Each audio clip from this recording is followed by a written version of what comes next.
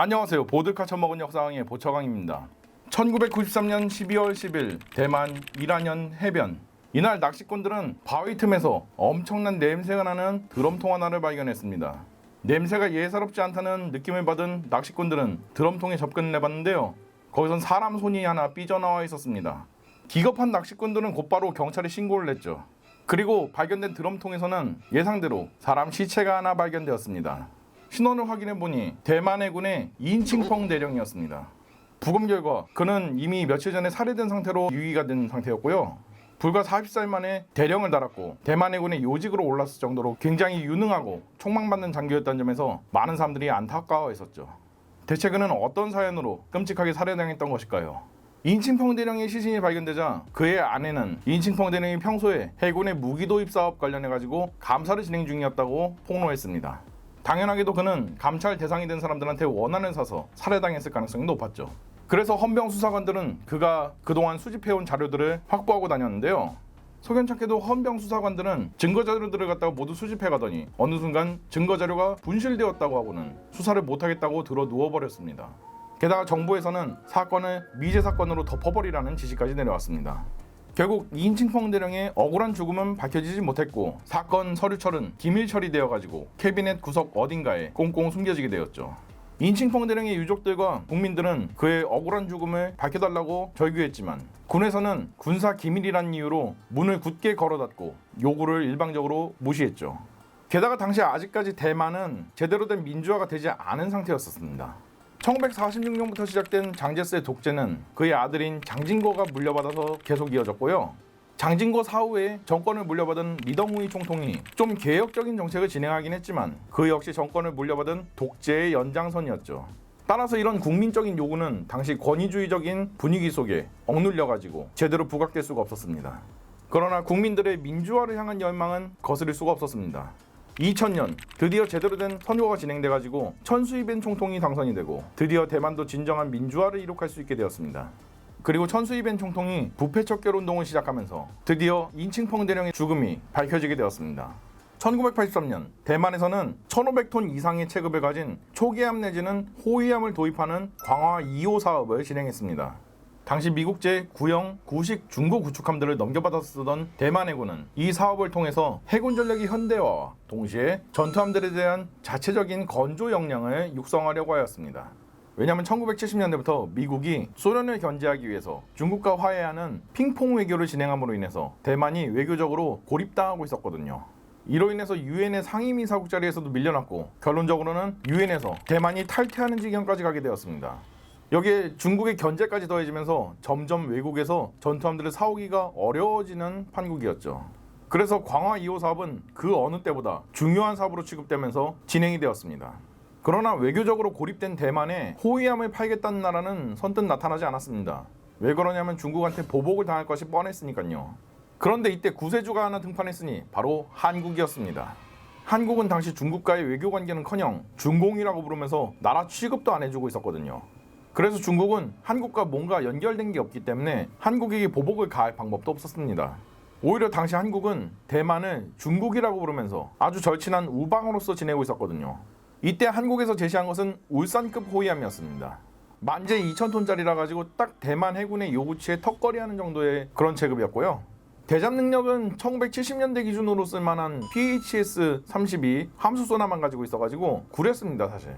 그래도 대함 능력은 한 포를 덕지덕지 발라놓은 데다가 8발의 하푼 대함 미사일을 장비하고 있어가지고 출중한 편이었는데요. 문제는 대공 능력이 아예 없었다는 것입니다. 따라서 성능과 체급은 대만 입장에서도 명명백백하게 불만이 많은 부분이었는데요. 그런데 당시 한국은 무슨 자신감으로 이 울산급을 대만에게 제시했나? 당시 울산급이 가졌던 강점은 3가지입니다. 구독, 좋아요 꼭 부탁드리고요. 멤버십에 가입하시면 각종 멤버십 전용 영상들을 보실 수 있습니다. 첫 번째, 울산급을 대만의 입맛에 맞춰가지고 커스텀해주겠다고 제안했습니다. 울산급의 대공 능력이 없다고는 하지만 이는 반은 맞고 반은 틀린 이야기입니다. 원래 울산급은 대공 능력을 염두에 두고 설계가 된 물건이에요. 이것은 울산급 영상을 제가 별도로 만들었으니까 이거 보고 오시면 알겠지만 울산급은 이미 최초 건조 단계부터 사거리 19km짜리 시스페로 계함방공 미사일을 장비할 수 있도록 컨셉이 잡혔었습니다. 다만 한국 해군이 당시 돈이 없다 보니까 어쩔 수 없이 포만 덕지덕지 발라놓은 그런 전투함으로 나왔던 거예요. 예를 들자면은 DA-05 대공 탐색 레이더 같은 경우에는 최대 130km 거리에서 적기를 탐지할 수가 있었고요. 탑재된 WM-28 일루미네이터 같은 경우에는 시스페로 미사일을 한 발 정도 유도를 해주는 게 가능했었습니다. 게다가 헬기 데크도 컨셉상 원래 존재는 했었는데 제대로 된 대잠 헬기를 들여올 수가 없었던 당시 한국 해군의 현실상 그냥 헬기 데크도 없애버리고 한 포로 덕지덕지 발라놨던 것뿐이에요. 그리고 만약에 대만 해군이 원한다고 하면은 한미부에 있는 퐁레트와 레이를 갖다가 철거하고 그 자리에 소형 소나를 갖다가 예인식으로 장비해줘가지고 예인 소나도 굴릴 수가 있었습니다. 이런 식으로 대잠 능력을 강화하는 것도 가능했어요. 따라서 대만의 의지만 있다면은 울산급을 충분히 2000톤급 호위함치고는 매우 튼실한 수준의 전투함으로 재탄생시켜줄 수가 있었습니다. 두 번째는 기술 이전입니다. 한국은 적극적으로 울산급에 들어간 기술들을 대만에 이전시켜주겠다고 이야기했습니다. 물론 당시 한국도 기술이 막 많았던 시절은 아니고요. 내부 장비들은 죄다 미제다 보니까 대부분이 선체 제작 기술 그리고 함내에 장비를 설치한 기술 요 정도에 국한이 되었었습니다. 근데 어차피 당시 대만은 선체 제작 기술은커녕 전투함을 어떻게 만드는지 난 놓고 기억자도 모르는 상황이라 가지고 이 정도만 해도 감지덕지였죠. 세 번째는 한국과의 외교 관계였습니다.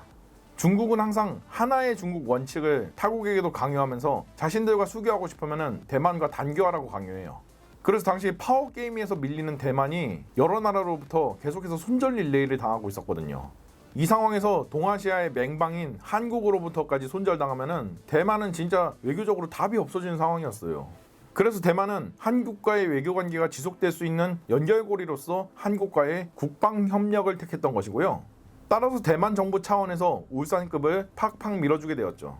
그러나 대만 정부에서 울산급을 밀어주고 있다는 소식이 전해지자 대만 국민들이 분노했습니다. 바로 자존심 문제 때문이었죠. 아니 자신들보다 못 살던 학고 나라인 한국한테 이제 경제력도 추월당하더니만 그것도 모자라서 한국제 무기까지 들여올 거냐고 사람들이 반발을 했던 것이죠. 게다가 대만의 민주화 운동 세력마저도 정부가 저렇게 울산급을 밀어준 이유가 분명 방산비리가 있었을 것이라고 단단하게 오해하고 있었던 것이죠. 그래서 연일 막 혐한 시위가 빗발쳤는데요. 결정적으로 울산급 도입이 정치적인 결정이라고 하면서 대만군 상층부와 국민당 강경파가 들고 일어났습니다. 그래서 사업이 진행이 되질 않고 계속 표류하기 시작했죠. 이렇게 사업 일정이 늘어지자 프랑스가 이 틈을 파고들었습니다. 바로 프랑스가 대만에 라파에트급 호위함을 제시했던 것이죠. 라파에트급은 당시 프랑스가 건조를 예정하고 있던, 즉 아직 출시가 안 된 전투함이었습니다. 프랑스가 해외 영토나 저 멀리 타국에 군사력을 행사하기 위한 수단으로서 장거리까지 가서 고강도 분쟁까지 진행할 수 있도록 만드는 컨셉의 전투함이었죠. 참고로 사람들이 잘 모르는 것이 하나 있다면은 프랑스는 미국처럼 전 지구권을 몇 개의 구역으로 나눠가지고 사령부를 두고 군사력 투사를 진행하는 자칭 경찰 국가입니다. 심지어 태평양함대도 있는 지경이에요. 비록 그 수는 호위함 몇 척뿐이지만 어쨌든 매년 자국민들을 구출하는 훈련도 하고 있고 군사력을 타국에 투사하는 훈련까지도 진행을 하고 있어요. 그래서 라파에트급은 기존에 만들었던 프로레알급 호위함이 거의 OPV에 가까울 정도로 경무장이라 가지고 먼 타국에서의 고강도 분쟁이 발생되면 개입이 어렵다는 점을 타개하려고 좀 더 체급도 커지고 좀 더 중무장을 갖출 계획이었죠. 체급은 만재배수량 3,600톤으로 지금 현재 우리 한국 해군이 가지고 있는 대구급 호위함이랑 비슷한 체급이라고 보시면 됩니다. 그리고 프랑스 최초로 대잠 헬기와 조합된 바이스테딕 대잠 체계를 갖다가 장비해놔가지고 대잠 능력은 굉장히 좋았어요. 여기다가 어뢰 기반 장비인 닉시까지도 장비해놔가지고 잠수함으로부터의 생존성은 굉장히 높은 편이었습니다. 대공 레이더는 C타이거라고 불리는 3차원 위상 배열 레이더가 장착되었는데요. 탐지거리 100km 정도고 비교하자면 지금 현재 충무공 이순신급 방공구축함이 달고 있는 MW08 레이더보다 조금 더 좋은 물건이라고 보시면 됩니다. 물론 MW08이 저성능이라고 까이긴 하지만 그거는 80년대 기준 범용구축함용 레이더를 갖다가 21세기에 방공구축함에 달아놨으니까 그렇게 욕을 먹는 거지, 당시로서 이 정도 레이더면은 범용구축함용 레이더로서는 나쁜 편이 아니었습니다. 프랑스가 라파에트급의 무슨 함대 방공 능력을 바란 것도 아니고 딱 자기 몸 하나 건사하면 되는 계함 방공 능력을 요구를 했으니까 이 정도면 충분하죠. 대공 미사일도 여기에 맞춰가지고 사거리 9km짜리 크로탈 계함 방공 미사일이 장착되었습니다. 사거리는 짧아도 미사일 자체의 기동 능력이 무려 26G에 달하다 보니까 요격 성공률 자체는 훌륭했죠. 다만 레이더 시선 지령 유도 방식이라 가지고 동시 교정 능력이 조금 처지는 것이 흠이지만 말이죠. 대함모장은 100mm 한 포와 8발의 액조 세대함 미사일을 장비해놓은 상당히 훌륭한 구성이었습니다. 게다가 라파에트급은 제대로 된 스텔스 설계를 갖추고 나온 함이라 가지고 이게 대함 전투에 있어서도 굉장히 이점을 발휘합니다. 아니 만재 3600톤짜리 호위함이 레이더로 딱 찍어보면은 50톤짜리 어선으로 보이니까요. 그래서 적에게 안 들키고 접근해가지고 대함미사일 일제사를 쏟아붓는 방식으로 공격하는 것도 가능했죠. 이렇게 뛰어난 성능으로 기획된 라파에트급은 대만군 상층부의 지지를 받게 되었는데요. 그러나 당시 프랑스의 제안에는 치명적인 문제들이 있었습니다. 첫 번째로 가격이 비쌌습니다. 울산급의 2배 정도 가격이었습니다. 참고로 광화 2호 사업이 목표로 하던 전투함 수량은 16척이었고 한국 해군의 울산급은 저렴하다 보니까 잘만 하면 20척 이상도 한번 노려볼 수가 있었는데요. 라파에트급은 12척밖에 건조를 할 수가 없었습니다. 두 번째는 기술 이전에 대한 어떠한 언급도 없었습니다. 설사 대만이 기술 이전을 해오려고 해도 당연히 라파에트급은 울산급보다 훨씬 더 높은 기술들이 들어가 있다 보니까 훨씬 더 비싼 가격을 프랑스 측이 요구를 했을 게 뻔하고요. 당장 전투함 건조 인프라 자체가 없던 대만에서는 이 기술을 전수를 받는다고 해도 제대로 소화할 수가 없었습니다.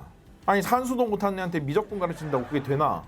세 번째는 만약에 라파에트급을 채택하면은 한국과의 외교 관계를 유지하기 위한 마지막 승부수로 띄운 국방협력이 날아가는 상황이었습니다.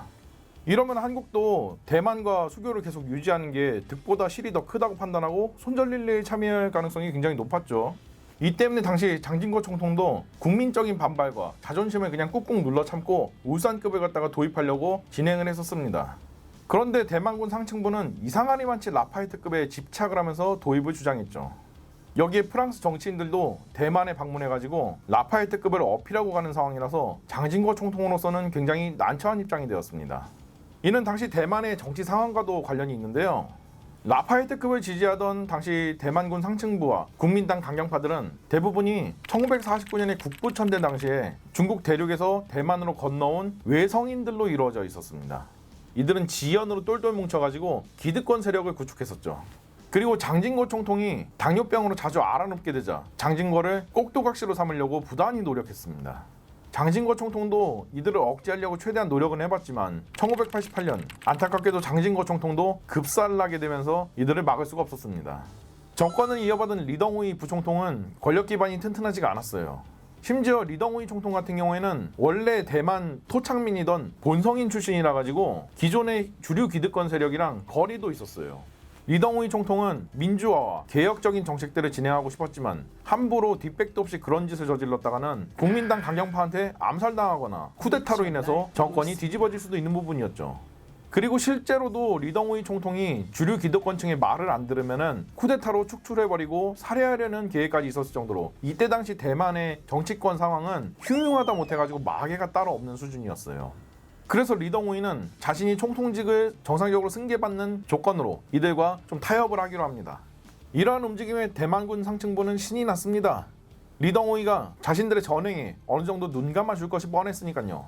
그래서 라파에트급을 계속해서 밀어붙였지만 리덩우이 총통은 한국과의 외교 관계 때문에 울산급만큼은 양보할 수 없다고 물러서지 않았습니다. 대만군 상층부에서는 결국 리덩우이 총통을 설득할 수 없다는 것을 깨닫고 좀 극단적인 방법을 실행하기로 했습니다. 1989년 총통 집무실에 대만해군 총사령과 부사령 그리고 국민당 강경파 정치인들이 우르르 들이닥쳤습니다. 이들은 라파에트급 도입을 일방적으로 결정했고 국회에서도 예산안이 준비가 될 것이니까 그렇게 알라고 리덩우이 총통한테 통보를 했죠. 이는 군 통수권자와 어떠한 상의도 없이 벌어진 일이라 가지고 사실 문민통제국가에서는 있을 수가 없는 일입니다. 리덩우이 총통은 분노했습니다. 이게 무슨 짓이야? 당신들 미쳤어? 에이 왜 그러세요? 그렇게 민주화 좋아하시는 분이 왜 국민들 마음을 몰라주실까? 지금 밖에 울산급 반대 시위하고 있는 거 몰라요? 그러나 리덩우이 총통은 이들의 전횡을 막을 수가 없었습니다. 이들의 정면으로 맞설 세력 기반도 부족했고 심지어 정말로 이들의 말대로 대만 국민들도 울산급을 자존심 문제로 반대하고 있었으니까요. 그는 어쩔 수 없이 라파에트급 도입안에 서명을 하고 이야기했습니다. 내 이건은 사인해주지만 한국한테 단교당하면 다 당신들 책임이야. 이렇게 해서 울산급 도입과 전투함 기술 이전은 좌절되었고 라파에트급 도입이 결정되었습니다. 그리고 프랑스는 라파에트급 도입이 결정되자마자 뒤통수를 쳐버렸죠. 바로 사업 비용을 2배로 올려버린 것이었습니다. 사실 사업비가 이 정도로 오르면은 사업이 뒤집어져도 안 이상한 상황이었는데요. 당시 대만 해군에서는 조금 더 저렴한 독일의 메코 200급을 알아보고 다니긴 했는데 독일이 이 메코 200급을 대만에 판매하는데 전혀 관심을 보이지 않자 도입이 어렵다는 것을 깨달았죠. 그럼에도 불구하고 울산급은 절대 안 되니까 절반인 6척이어도 좋으니 라파에트급을 도입한다는 정신나간 결정을 해버리고야 말았습니다. 그리고 1993년 대만 공군에서는 뜬금없이 프랑스제 미라주 2005 전투기를 60대 도입하겠다고 기습적으로 발표하고는 계약을 성사시켰습니다. 당시 대만에는 대만제 국산 전투기인 진거 전투기도 출시되던 때였고 미국에서 대량의 F-16 전투기를 도입해오기로 한 상황이었는데도 말이죠. 물론 대만군이 이 미라주 2005를 도입하는 이유 자체는 납득이 불가능한 것까지는 아니었습니다. 당시 중국이 러시아에서 대형 제공5세 전투기인 Su-27 계열기들을 갖다가 쪼르르 도입해오기로 해가지고 여기에 맞서서 쓸 고고도 요격 전투기들도 필요하다는 입장이었죠. 미라주 2000 전투기는 F-16의 대항마로서 비견될 정도로 둘은 동세대, 동체급의 전투기였는데요. F-16에 비해서 고고도, 고속 성능에 특화가 되어 있다는 것이 장점이었죠. 자세한 것은 미라주 2000 전투기 편 영상을 보고 오시면 이해가 빠르실 겁니다. 하지만 이 말에는 조금 어폐가 있습니다. 물론 수평 비행 속도는 당시 고속에서 이점을 가지는 삼각 날개를 가진 미라주 2005 쪽이 좋은 게 맞았어요. 그러나 상승력 같은 경우에는 F-16이 미라주 2000에 비해서 엔진의 깡추력 자체가 좋다 보니까 오히려 미세하게 조금 더 앞서는 상황이었어요. 그리고 미라주 2005가 중거리 공대공 능력이 있다고는 하지만 그거는 당시 대만군이 도입해오던 F-16 역시 마찬가지였습니다. 왜냐하면 당시 대만이 도입해오던 F-16은 초기형인 F-16A-B형이라고 겉으로는 그렇게 표장이 되어 있긴 한데 사실 F-16A-B형의 탈을 쓴 F-16CD 블록 52형이라고 봐도 될 정도였거든요.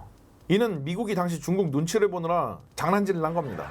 이 때문에 당시 대만에 인도된 F-16 같은 경우에는 F-16 블록 20형이라고 있지도 않은 형식 명칭을 붙여가지고 F-16A-B형을 갖다가 장비들을 추가로 달고 업그레이드를 해서 인도를 한 물건이었어요. 때문에 장착된 APG-66V3 레이더 같은 경우에는 CW 일루미네이션 기능도 다시 되살려놔가지고 중거리 공대공 미사일인 스페로우 미사일의 운영이 가능했었습니다. 게다가 타겟팅 포드와 야간 항법 장비까지 장착을 해놨죠. 그리고 1998년에는 아예 대규모 업그레이드 키트인 MLU 키트를 갖다가 대량으로 도입해왔고 능동 레이더 유도 방식의 공대공 미사일인 암람 미사일까지도 수백 발 사오게 되었죠. 물론 미국이 만약 정말로 대만을 버릴 경우에 F-16들의 유지가 곤란해지니까 그때를 대비해가지고 프랑스에서 미라주 2000 전투기를 사왔다고 하면 조금 설득력이 있긴 합니다. 그러나 문제는 이러니 저러니 해도 당시 미라주 2000의 도입 가격이 거의 쌍발 대형 전투기인 F-15랑 맞먹을 정도로 비쌌습니다. 참고로 미라주 2000 전투기는 단발 단자 소형 전투기인데 말이지. 아니 프랑스가 다른 나라들한테도 미라주 2000을 비싸게 팔았다 하면 모를까 대만한테만 이렇게 비정상적으로 비싸게 판 거였어요. 이런 이해할 수 없는 무기 도입 사업들에 대만 국민들도 점점 의심을 하게 되었습니다. 그리고 이때 대만 해군의 인칭펑 대령도 같은 생각을 하게 되었고요. 무기를 비정상적으로 비싼 값에 그것도 엄청 졸속으로 기습적으로 도입을 해오니까요. 게다가 라파에트급의 도입을 반겼던 대만 해군의 상층부와는 달리 대만 해군 실무진들은 죽을 맛이었어요. 미국제 구식함들을 빠르게 대체해야 되는데 라파에트급은 꼴랑 6척밖에 안 들어오니까 아직도 2차 세계대전 때 쓰던 그 기어링급 구축함을 갖다가 계속 굴려야 되니 노후화로 인해서 온갖 문제가 다 터져가지고 작전을 뛰기가 너무 어려웠던 것이죠. 곧바로 인칭펑 대령은 내사에 착수했습니다. 그리고 대만군 장성 여러 명이 대만에 설립된 여러 유령 회사로부터 회사 지분을 증여받은 뒤에 곧바로 매각하는 방식으로 막대한 이득을 봤다는 것을 밝혀냈죠. 본격적인 조사에 착수한 그는 그 유령 회사에 잠입해가지고 녹음기를 설치하고 전화 내용을 도청하기 시작했습니다. 이 과정에서 그 유령 회사들은 무기 로비스트들이 세운 회사였다는 것이 밝혀졌고요. 이 막대한 자금들은 모두 벨기에에 있는 중앙증권배송회사 지금의 클리어스트림 그룹에서 오고 있다는 것을 확인했습니다. 클리어스트림은 외국인이 해당 국가에 증권을 사려고 할 때 해당 국가에 별도로 계좌를 개설하지 않고도 증권 거래가 가능하게끔 해주는 일종의 증권거래 예탁 결제 기관입니다. 투자자들이 국가 간 규제 때문에 투자액에 제한이 생기거나 투자를 하기 위해서 불편한 과정들이 없다는 장점이 있어가지고 굉장히 각광을 받았는데요. 반대로 자금 출처를 따지지 않고 무지도 따지지도 않고 증권을 살 수가 있기 때문에 수많은 검은 돈들이 세탁되는 용도로 많이 사용된다는 부작용이 있었죠. 그러나 조사 과정에서 인칭펑 대령은 상부로부터 수많은 회유와 협박을 받게 되었습니다. 그럼에도 불구하고 인칭펑 대령은 조사 자료들을 토대로 폭로를 준비하고 있었는데요. 그는 사건 조사를 하면서 사무실 앞에 수상한 승합차들이 며칠 전부터 계속해서 주차가 되어 있다는 것을 발견하게 되었습니다. 그는 자신의 운명을 직감한 듯 부관인 왕한인대위에게 증거 자료들을 복사해서 넘기면서 이야기했습니다. 내가 잘못돼도 자네만 믿겠네. 그리고 며칠 뒤인 1993년 12월 7일 퇴근길에 납치당한 인칭펑 대령은 어디론가로 끌려가서 살해당했습니다.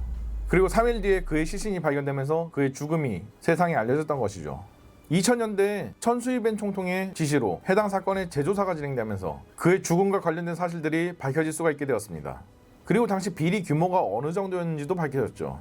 충격적이게도 라파에트급 도입 사업의 경우 총 사업비의 25% 정도가 모두 노비 자금으로 쓰여졌습니다. 미라주 2005 도입 사업도 마찬가지로 다소사가 비슷한 비율의 노비 자금을 대만군 상층부에 건넸죠. 근데 무기회사들이 이렇게 막대한 양의 로비 자금을 쓰면은 그 로비 자금으로 인한 손해를 무기회사가 그대로 떠안을 수는 없잖아요. 전부 다 무기값에 포함시켜가지고 페이백 받는 겁니다. 그래서 대만이 프랑스제 무기를 도입할 때 비정상적으로 비싼 값에 도입을 했던 거고요. 예를 들자면은 3,600톤짜리 라파에트급 같은 경우에는 현재 가치로 척당 1조 3천억 원에 도입을 했거든요. 참고로 이 돈이면은 12,000톤짜리 정조대왕급 이지스함이 나오는 가격입니다. 이런 식으로 막대한 양이 날았더니 높으신 분들 호주머니로 들어간 거예요. 그렇다면 사건 이후에는 어떻게 되었을까요? 노태우 대통령은 본격적인 북방 외교를 진행하면서 공산권 국가들과의 수교를 진행했습니다. 여기서는 중국도 예외가 아니었는데요. 당시 대만은 한국의 손을 붙들고 제발 단교하지 말아달라고 애걸복걸하여 했으나 마지막 동아줄이던 국방협력 엎어진 이상 한국한테 대만과 수교를 계속 지속해야 될 이유는 전혀 없었죠. 오히려 거대한 시장인 중국과 수교하면 이득이 많으니까요. 결국 1992년 한국은 대만과 단교하게 됩니다. 그리고 중국과 친구가 되었죠. 그럼 프랑스 제목이 사줬으니까 프랑스랑은 잘 지냈을까요? 프랑스는 이미 1964년에 대만이랑 일찌감치 단교한 뒤였습니다. 그 이후로도 대만과 프랑스가 다시 수교한 일은 없었어요. 그리고 대만은 지금 현재 수교국이 채 20개도 되지 않는 왕따 국가로서 남게 되었습니다. 2000년대 들어가지고 이 사건과 관련된 6명의 관계자들이 기소가 되었습니다. 또한 인칭펑 대령의 부관인 왕한잉이 보유하고 있던 증거자료들의 사본이 세상에 공개가 되면서 사건 조사가 급물살을 타게 되었는데요. 당시 군 헌병대를 신뢰하지 않고 해당 자료들을 헌병대에 제공하지 않았던 것이죠. 그리고 기회가 올 때까지 와신상담하고 있었던 것입니다. 그리고 조사가 진행되던 시기에 프랑스에서도 폭로가 이어졌습니다. 프랑스가 자국의 무기를 대만에 판매하는 조건으로 대만군 상층부와 정치인들한테 막대한 비리 자금을 클리어스트림 그룹을 통해서 세탁해가지고 뿌렸다는 클리어스트림 스캔들이 터졌던 것이죠. 이로써 정의 구현이 이루어지나 했더니만 문제는 사건 조사가 지지부진해졌습니다. 왜냐하면 탈레스나 다소 같은 대형 무기 회사들이 손을 써가지고 제대로 된 조사가 진행이 어려웠고요. 당시 대만에 방문해가지고 프랑스의 무기들을 세일즈해줬던 프랑스의 정치인들도 사업이 성사되면서 여기서 성공 수수료를 갖다가 낭낭하게 챙겼기 때문에 정치권도 이 폭로를 쉬쉬할 수밖에 없었죠. 그리고 하필이면 그 돈을 받은 사람 중에서는 2007년 프랑스 대선 후보로 나섰던 니콜라 사르코지가 있었다는 게 문제였습니다. 당시 사르코지의 정적들은 사르코지가 클리어스트림을 통한 비리 자금을 갖다가 받았다고 공격을 했고, 사르코지는 이 위기를 타개하기 위해서 폭로자들을 허위사실 유포로 죄다 고소를 했기 때문이죠. 물론 4년 뒤에 최종적으로는 그 폭로자들이 허위사실을 유포한 게 아니라고 결론이 나와서 무죄 판결을 받긴 했지만 이미 사르코지가 대통령에 당선된 뒤라서 의미는 없었습니다. 게다가 2008년 외성인 출신이자 국민당인 마잉주 총통이 당선되면서 사건 조사는 점점 힘을 잃게 되었습니다. 당연하지만 자기 편인 사람들이 연루가 돼 있으니까 보호해야 되잖아요. 게다가 이 조사를 계속해서 진행시킨다면은 당시 마잉주 총통과 동시기에 재임하고 있던 프랑스의 사르코지 대통령이 심기를 건드려가지고 대만이 불이익을 받을 수도 있다는 우려도 있었습니다. 결국 왕한잉이 제출했던 중요한 증거자료들은 대만군 상층부가 기습적으로 파기해버림으로써 기소된 6명마저도 전부 무죄 판결을 받게 되었고요. 이로써 인칭펑 대령의 억울함은 풀어줄 수가 없게 되었습니다. 이후에는 마잉주 총통이 아예 사건 조사를 중단시킴으로써 비리의 몸체가 누구였는지조차도 밝혀낼 수가 없게 되었고요.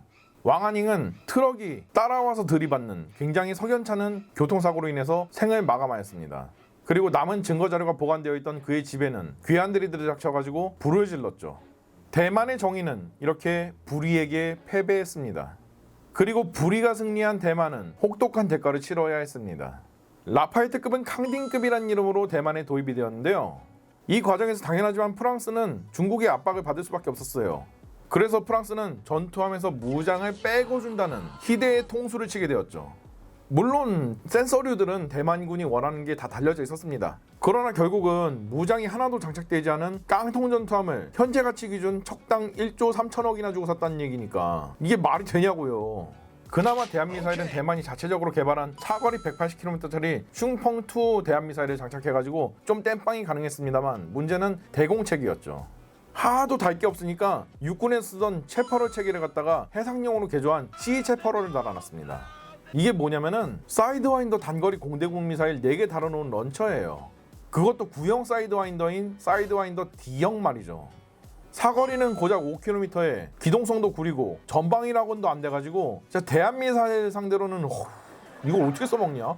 아니 울산급 쐈으면은 사거리 19km짜리 시스페로우라도 통합해줄 수 있었는데 이게 뭐냐고 대체. 게다가 함의 중앙전투체계랑 이 C체퍼럴이랑 제대로 통합도 안 돼가지고 함이 추적한 정보를 C체퍼럴의 사수한테 알려주면 사수가 콘솔로 C체퍼럴을 갖다가 그 방향으로 돌려가지고 쏘는 식입니다. 굉장히 비효율적이에요. 그럼 운영이라도 제대로 됐느냐? 후속군수 지원 계약도 엄청 바가지로 체결해가지고 부품이랑 소모품류가 엄청 비싸다 보니까 유지비가 천정부지로 치솟았고요. 이 때문에 캉딩급을 유지하는데 어려움을 겪다 보니까 항구에 틀어박혀 있는 날이 더 많을 정도로 사실상 파행 운영이 되고 있습니다 지금. 그리고 중국 측은 이 캉딩급의 모든 정보들을 다 입수한 상황이라 가지고 전쟁 딱 시작하자마자 이 캉딩급들의 레이더들을 다 먹통으로 만들어버리고 전쟁 시작하는 게 가능해요. 어떻게 된 일이냐고요? 원래 중국도 1980년대부터 프랑스에서 기술과 장비들을 받아가지고 프랑스제 센서와 무장들을 사용했기 때문에 캉딩급의 특성 파악이 굉장히 쉬웠고요. 뭐 예를 들자면 지금 중국 해군의 루우급 구축함 얘네가 달고 있는 대공 레이더 같은 경우에는 아까 얘기했던 원래 원판 프랑스 버전 라파에트급이 장착하려고 했던 시타이거 레이더를 갖다가 약간 개량한 물건입니다. 그 정도일 정도예요. 자세한 거는 루우급 영상을 보고 오시면 이해가 빠르실 겁니다. 따라서 캉딩급은 이러한 검토조차도 없이 진짜 졸속으로 도입을 했다는 거예요. 엎친 데 덮친 격으로 대만 해군 장교가 이 캉딩급의 모든 교범과 정보들을 갖다 들고 중국으로 런을 친 사건이 발생했죠. 그래서 지금 캉딩급은 사실상 전쟁 나면은 전력 외로 취급해도 무방할 정도입니다. 없는 셈 쳐도 돼요. 추가적으로 내척을 도입하는 사업마저도 방산비리 사건이 터졌는데 어떻게 해? 당연히 좌초되었죠. 뭐 자체적인 전투함을 건조해가지고 땡빵을 칠 수 있을까요? 당연히 그럴 수가 없겠지. 왜? 받아온 기술이 없으니까. 물론 울산급을 만약에 대만이 사왔다고 하더라도 한국의 국가정책상 그리고 세계적인 대세가 그러하니까 한국과의 단교는 막을 수가 없었을 겁니다.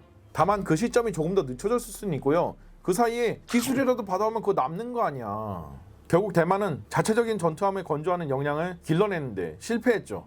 그래서 지금 끽해봐야만 몇백 톤짜리 미사일 고속함 정도 만드는 정도입니다. 지금 2025년 현재 이제서야 울산급만한 전투함을 건조한다고 딱 발표가 났는데 이마저도 처음 만드는 전투함이라 가지고 이게 제대로 나올 가능성이 그렇게 높지가 않아서 대량 건조 계약도 못했어요. 결국 대만 해군은 미국에서 들여온 구식함들을 대체하려고 미국에서 30년 된 노후함인 키드급 방공구축함들을 도입해가지고 그 자리를 메꿔야 됐었고요. 이로써 대만 해군은 구식함을 구식함이 대체하는 아주 안 좋은 악순환의 고리를 밟게 되었죠. 이것도 부족해가지고 한국 해군은 이미 일찌감치 다 퇴역시켰던 2차 세계대전 때 물건인 기어링급 구축함 이거를 2005년까지 써야 됐었습니다. 도입된 미라주 2005 역시 후속 군수 계약을 갖다가 바가지로 계약을 해서 유지비가 치솟았고요. 따라서 가동률이 좋지 않은 상황입니다. 이 상황에서 대만은 2020년대를 맞이했습니다. 그리고 이제는 세계 2위의 군사강국으로 급부상한 중국과 맞서는 처지가 되었죠. 이로써 대만은 그들 스스로 불의의 편을 들어준 업보를 망국의 위기라는 형태로 그들 스스로가 감당해야 되는 처지가 되었습니다.